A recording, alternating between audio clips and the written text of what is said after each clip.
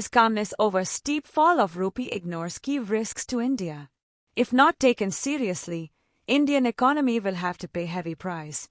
Author, Dr. Gyan Pathak. When Indian rupee was falling in the Mumbai market against US dollar on Wednesday, 3 December 2025, sliding past the $98 mark for the second day, plumbing a new low of 90.29 in the morning trade after opening flat at 89.96, analysts were pegging the next level for the beleaguered unit at 92 to 93.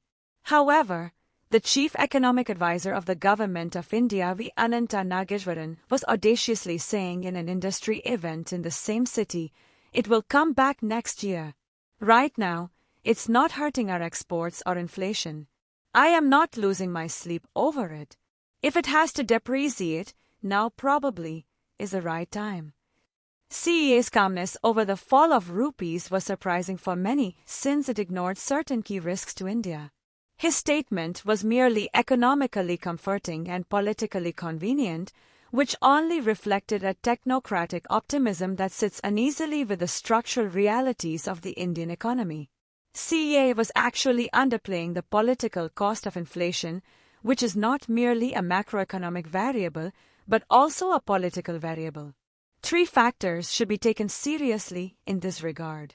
First, even moderate imported inflation, if persistent, can destabilize household budgets.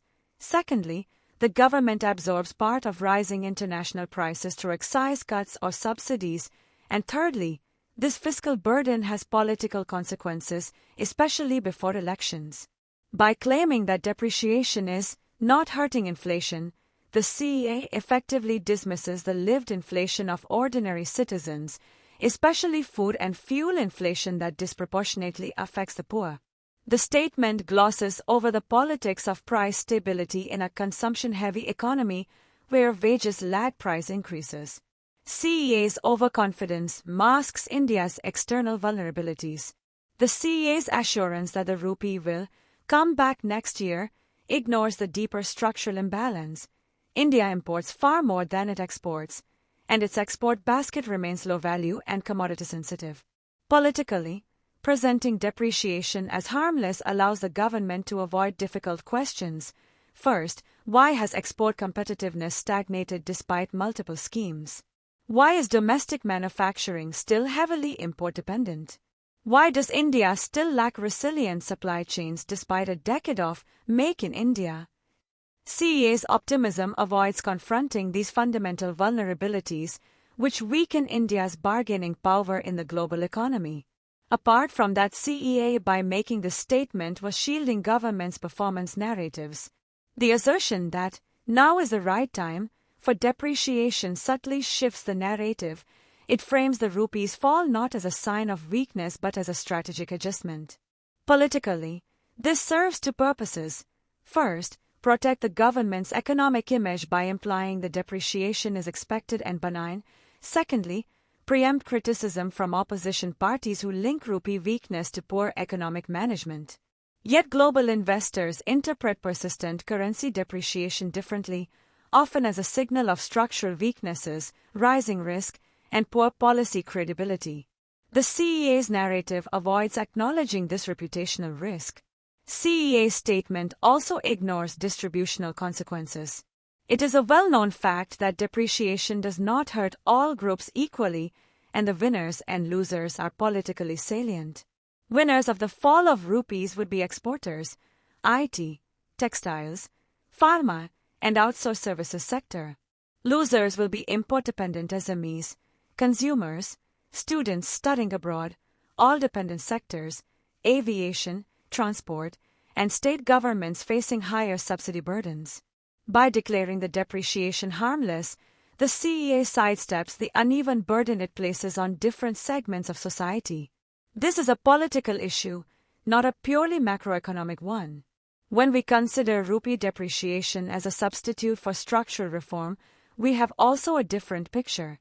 The government has often relied on rupee depreciation to create artificial export competitiveness instead of undertaking hard reforms, such as improving logistics, reducing compliance burdens, deepening labor reforms, supporting technology upgrades, and energizing manufacturing R&D.